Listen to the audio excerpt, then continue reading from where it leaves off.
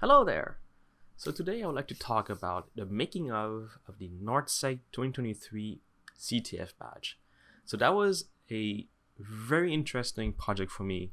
It was my first time making a flexible PCB, so there was quite a journey. So to add some context to this story, basically the theme of the CTF, the Capture the Flag, was back to the office. So that's when I started my quest to try to find something that would fit that theme. So last year I went to DEF CON and I saw the badge from DEF CON Fur, which was a mask made out of flexible PCB. So that really inspired me, like, oh, I can make a flexible PCB, so I can make a wearable. And that's where the idea of making a tie came to be. So I decided to get to work. And so the first prototype was very simple. I basically made an array of NeoPixels and I just added 3 pads: VCC, ground, and data lines. What I wanted to test in this scenario was if the flexible PCB would work and if I had put enough stiffeners. And so using an Arduino, I would just connect the data lines and power and then do the test. And there you go.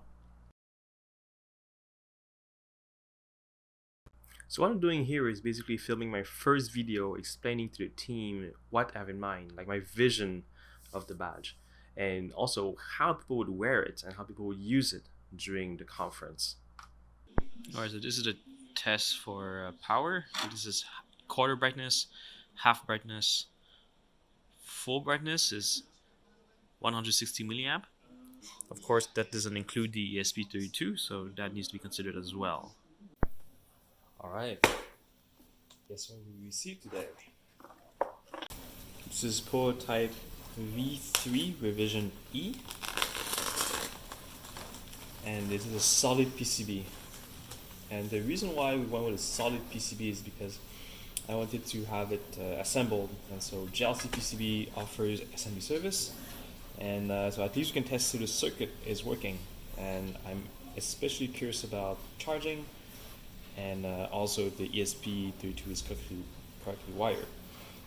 Now it's just a matter of programming it, make sure the USB to serial is working properly, the ESP is working properly, and the charging circuit is working properly.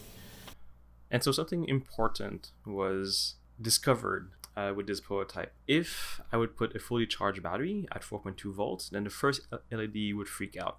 And that's because the data input is 3.3 volts while the VCC is 4.2, and the gap is too big, so the data input is corrupted. So that was a major problem because we were not sure yet if we're going with 3 AAAs or with lithium. So with we using AAAs, we would have 4.5 volt, which would make the gap even greater and cause more problems. So that led us to reconsider our selection of LEDs.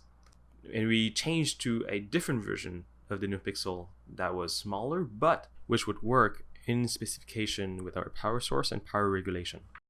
So in parallel from ordering the rigid PCB fully assembled, we also ordered a flexible PCB without any parts on it, just to get a feel of it and see how it would come out. There's a few mistakes that I realized. The switch has no holes. There's 2 golden circles in the middle of the switch. Those are supposed to be holes, not pads. And also there was a trace here that was incorrectly placed. As for the big center stiffener, I wanted to make sure that there was enough support so that the Shidi add-on would work well on it. And of course, I wanted to be sure that the flexibility at that thickness was within my expectations. So there's also another problem that I realized when I tested the USB power. There is a diode to protect the system against ESD from the coming from the USB port, and so that part was rotated 180 degrees. So that's why it wasn't turning on. Yay!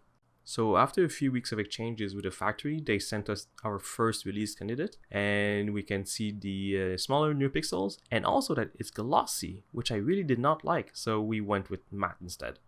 So now comes the final month. Now we are in April, and we're receiving our big order. We're receiving the order for both the conference badge and the CTF badge.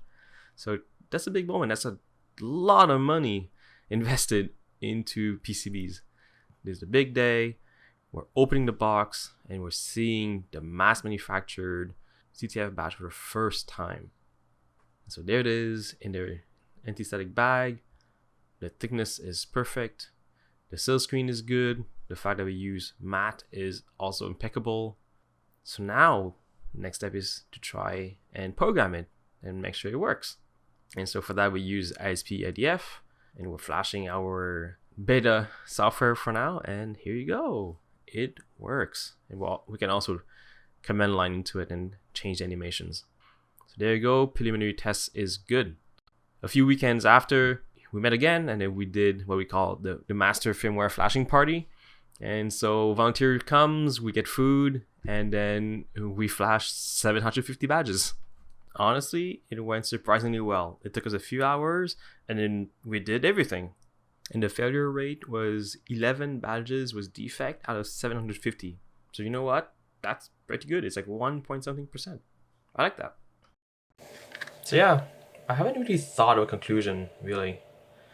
This is just kind of a report on how this came from an inspiration and became an idea. And then we just started prototyping until things made sense, until we were happy with the results. And of course, no projects works on the first try. So, and this is an example of that. We went through multiple iterations to make it work. So, yeah. If I had to end a thought, I think it would be get involved. Get involved on things like open source projects, because it's so much more fun to do something with people and to exchange. And I would like to also emphasize that there's a huge team behind the Northsec badge. And please go on the GitHub and check the list of contributors. And also feel free to clone the project and modify the design, or even change the code and reflash your own badge if you have one. So yeah, so I'll be at DEF CON 2023, and feel free to poke me and ask me questions. Or let's go grab a beer and nerd out about PCBs and schematics, because those are freaking fun.